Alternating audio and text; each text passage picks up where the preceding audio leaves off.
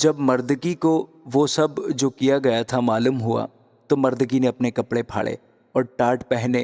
اور سر پر راکھ ڈال کر شہر کے بیچ میں چلا گیا اور بلند اور پردرد آواز سے چلانے لگا، اور وہ بادشاہ کے پھاٹک کے سامنے بھی آیا، کیونکہ ٹاٹ پہنے کوئی بادشاہ کے پھاٹک کے اندر جانے نہ پاتا تھا۔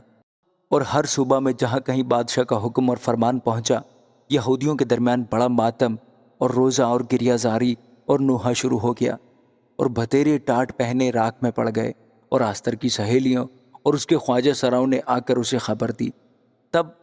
ملکہ بہت غمگین ہوئی، اور اس نے کپڑے بھیجے کہ مردکی کو پہنائیں اور ٹاٹ اس پر سے اتار لیں، پر اس نے ان کو نہ لیا۔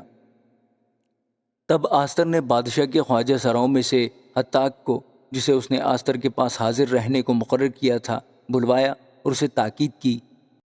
کہ مردکی کے پاس جا کر دریافت کرے کہ یہ کیا بات ہے اور کس سبب سے ہے۔ سو حتاک نکل کر شہر کے چوک میں جو بادشاہ کے پھاٹک کے سامنے تھا مردکی کے پاس گیا۔ تب مردکی نے اپنی پوری سرگزشت اور روپے کی وہ ٹھیک رقم اسے بتائی جسے حامان نے یہودیوں کو ہلاک کرنے کے لیے بادشاہ کے خزانوں میں داخل کرنے کا وعدہ کیا تھا، اور اس فرمان کی تحریر کی ایک نقل بھی جو اس کو ہلاک کرنے کے لیے سوسن میں دی گئی تھی اسے دی، تاکہ اسے آستر کو دکھائے اور بتائے اور اسے تاکید کرے کہ بادشاہ کے حضور جا کر اس سے منت کرے اور اس کے حضور اپنی قوم کے لیے درخواست کرے۔ چنانچہ حتاک نے آ کر آستر کو مردکی کی باتیں کہہ سنائی۔ تب آستر حتاک سے بات کرنے لگی اور اسے مردکی کے لیے یہ پیغام دیا: بادشاہ کے سب ملازم اور بادشاہ کے صوبوں کے سب لوگ جانتے ہیں کہ جو کوئی مرد ہو یا عورت بے بلائے بادشاہ کی بارگاہ اندرونی میں جائے، اس کے لیے بس ایک ہی قانون ہے کہ وہ مارا جائے، سوا اس کے جس کے لیے بادشاہ سونے کا عصا اٹھائے تاکہ وہ جیتا رہے۔ لیکن 30 دن ہوئے کہ میں بادشاہ کے حضور نہیں بلائی گئی۔ انہوں نے مردکی سے آستر کی باتیں کہیں۔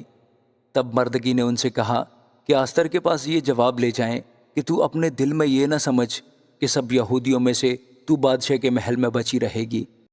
کیونکہ اگر تو اس وقت خاموشی اختیار کرے تو خلاصی اور نجات یہودیوں کے لیے کسی اور جگہ سے آئے گی، پر تو اپنے باپ کے خاندان سمیت ہلاک ہو جائے گی، اور کیا جانے کہ تو ایسے ہی وقت کے لیے سلطنت کو پہنچی ہے۔ تب آستر نے ان کو مردکی کے پاس یہ جواب لے جانے کا حکم دیا کہ جہاں اور سوسن میں جتنے یہودی موجود ہیں ان کو اکٹھا کر اور تم میرے لیے روزہ رکھو،